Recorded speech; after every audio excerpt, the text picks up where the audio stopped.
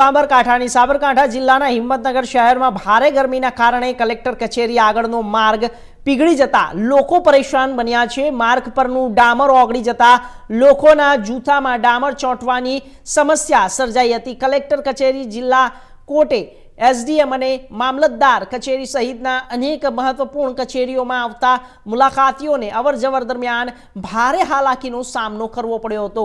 સ્થાનિકોમાં રોષ છે કે તાજેતરમાં બનાવવામાં આવેલો માર્ગ હલકી ગુણવત્તાનો હોવાને કારણે ગરમી સહન કરી શક્યો નથી। મહત્વપૂર્ણ સરકારી કચેરીઓને જોડતો માર્ગ જ ખરાબ ગુણવત્તાનો બનતા તંત્ર સામે અનેક સવાલો ઊભા થયા છે। आज रोज 15 दिवस पहला आ रोड જ્યારે બનેલો છે માળીનો મેઇન રોડ કહેવાય છે। માન્ય કલેક્ટર શ્રી, ડીડીઓ અહીંયાથી અવર જવર દિવસમાં 3 થી 4 ટાઈમ કરે છે, તો શું કલેક્ટરને આ વસ્તુ દેખાતી નહીં હોય? નગરપાલિકાના શાસક પક્ષ અને ચીફ ઓફિસરને કહેવા માગું છું, જો તમે બનાવો તો સારું બનાવો અને પ્રજાલક્ષી કામ કરો, એવી હું ભાવના રાખું છું। મારું નામ અબ્દુલ કાદિર ડોઈ। એક મોટા સમાચાર સામે આવી રહ્યા છે।